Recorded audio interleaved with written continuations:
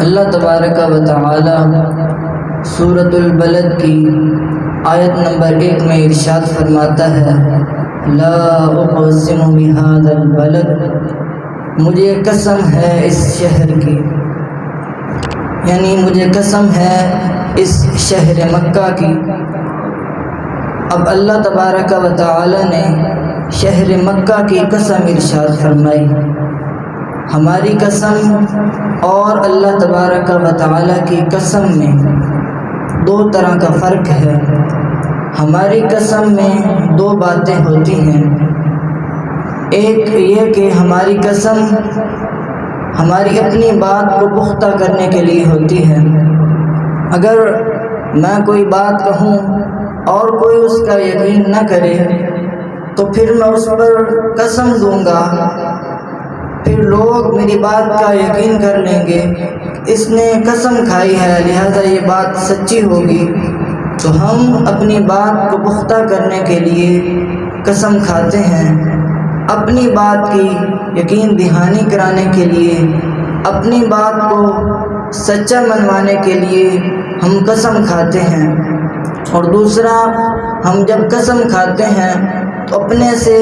بلند رتبہ کی قسم کھاتے ہیں۔ ہم اللہ تبارک و تعالی کی قسم کھاتے ہیں تو اللہ تبارک و تعالی خالق ہے، ہم مخلوق ہیں، وہ ہم مرزوق ہیں، ہم رزق کے محتاج ہیں، وہ رازق ہے، ہم مملوک ہیں، غلام ہیں، اللہ تبارک و تعالی مالک ہے۔ تو ہم جب قسم کھاتے ہیں تو اپنے سے بلند رتبہ کی قسم کھاتے ہیں، اور ہم اپنی بات کو پکا کرنے کے لیے قسم کھاتے ہیں، اپنی بات کی سچائی کو ظاہر کرنے کے لیے قسم کھاتے ہیں۔ لیکن اللہ تبارک و تعالی کی قسم میں یہ باتیں نہیں ہوتی۔ اللہ تبارک و تعالی کا فرمان، اس کا قول ویسے ہی سچا ہے، پھر اس کو پختہ کرنے کی کیا ضرورت؟ قرآن فرماتا ہے وَمَنْ أَصْدَقُ مِنَ اللَّهِ قِيلًا، اور اللہ سے زیادہ کس کی بات سچی؟ تو اللہ تبارک و تعالی کی بات ویسے ہی سچی ہوتی ہے، اس کو پختہ کرنے کی ضرورت نہیں ہوتی۔ تو پھر اللہ تبارک و تعالی کیوں قسم ارشاد فرماتا ہے؟ اللہ تبارک و تعالی جب کسی شے کی قسم ارشاد فرماتا ہے تو اس سے مقصود یہ ہوتا ہے، اے لوگوں، جس چیز کی میں رب ہو کر قسم ارشاد فرما رہا ہوں وہ ضرور عظمت والی بلند رتبہ چیز ہے، یعنی جس چیز کی میں رب العالمین ہو کر قسم ارشاد فرما رہا ہوں وہ ضرور انتہائی بلند رتبہ ہے، اس کی عظمت وہ بہت زیادہ ہے۔ اب اللہ تبارک و تعالی نے شہر مکہ کی قسم ارشاد فرمائی، تو اس شہر مکہ کی قسم ارشاد فرمانے میں سبب کیا ہے؟ جب اللہ تبارک و تعالی کسی شے کی قسم ارشاد فرماتا ہے تو اس کو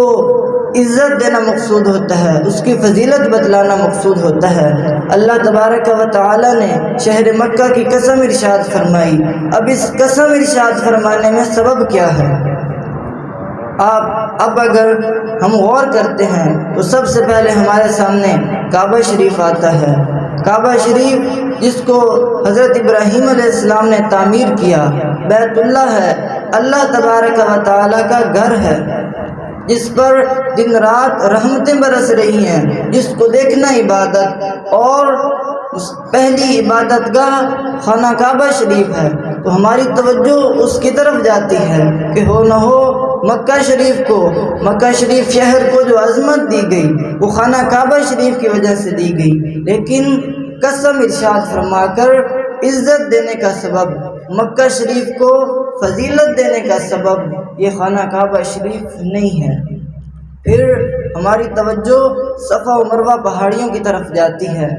کہ صفا و مروہ پہاڑیاں جن کو اللہ تبارک و تعالی نے شعائر اللہ فرمایا، اپنی خاص نشانیاں فرمایا، اور جن پر بی بی ہاجرہ رضی اللہ عنہا آپ کے قدم مبارک لگے، تو ہو نہ ہو یہ قسم ارشاد فرما کر اس شہر مکہ کو عزت دینے کا سبب، فضیلت دینے کا سبب یہ صفا و مروہ پہاڑیاں ہو سکتی ہیں، لیکن قسم ارشاد فرمانے کا سبب یہ بھی نہیں۔ پھر ہم آگے چلتے ہیں تو ہمارے سامنے مقام ابراہیم آتا ہے، حجر اسود آتا ہے اور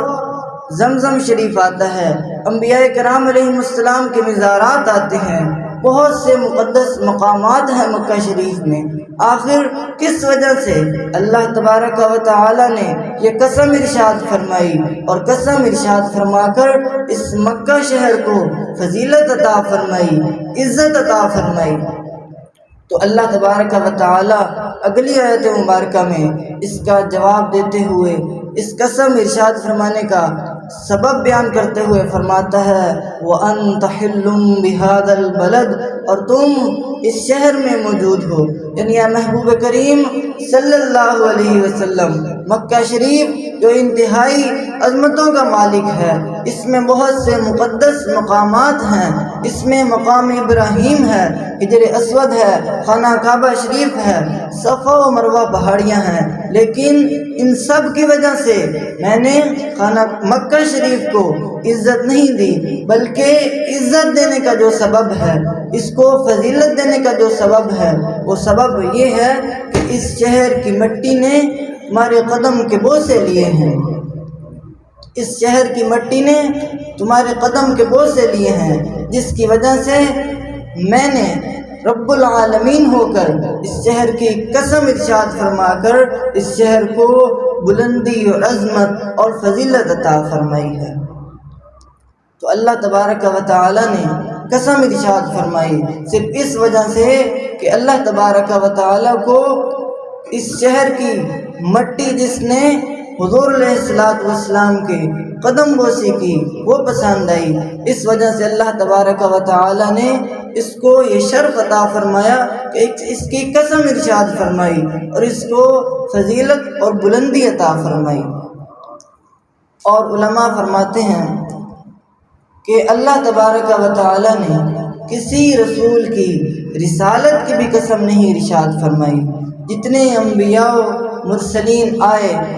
حضرت آدم علیہ السلام آپ کی بڑی عزت ہے، حضرت نوح علیہ السلام آپ بڑے مقام و مرتبے والے ہیں، حضرت عیسیٰ علیہ السلام آپ کی بھی بڑی عزت ہے، موسیٰ علیہ السلام، حضرت ابراہیم خلیل اللہ علیہ السلام، سب کے مقام سب کی عزتیں ہیں، لیکن کسی کی نبوت اور رسالت کی بھی قسم نہیں ارشاد فرمائی۔ اور حضور علیہ السلام کو، محبوب کریم صلی اللہ علیہ وسلم کو یہ شان عطا فرمائی، آپ کی ہی نہیں بلکہ آپ کی زبان مبارک سے نکلے ہوئے الفاظ کی، آپ کی رسالت کی، آپ کی زندگی مبارک کی اور آپ جس شہر میں موجود ہیں اس کی قسم ارشاد فرمائی۔ امام اہل سنت فرماتے ہیں وہ خدا نے ہے مرتبہ تجھ کو دیا، وہ خدا نے ہے مرتبہ تجھ کو دیا، نہ کسی کو ملے نہ کسی کو ملا، کہ کلام مجید نے کھائی شہا تیرے شہر و کلام و بقا کی قسم۔ یعنی یا رسول اللہ صلی اللہ علیہ وسلم، آپ کو جو مقام و مرتبہ ملا ہے وہ کسی کو نہ پہلے ملا ہے نہ بعد میں ملے گا، کہ کلام مجید نے، قرآن پاک نے آپ کے شہر کی، آپ کی زبان مبارک سے نکلنے والے الفاظ کی اور آپ کی زندگی مبارک کی اور آپ کے شہر کی بھی قسم ارشاد فرمائی ہے۔ تو یہ حضور علیہ السلام کی شان ہے کہ اللہ تبارک و تعالی نے کسی نبی کی رسالت کی اور نبوت کی بھی قسم نہیں ارشاد فرمائی، لیکن حضور علیہ السلام آپ کی زندگی مبارک کی، آپ کے شہر کی، آپ کے کلام مبارک کی بھی قسم ارشاد فرمائی۔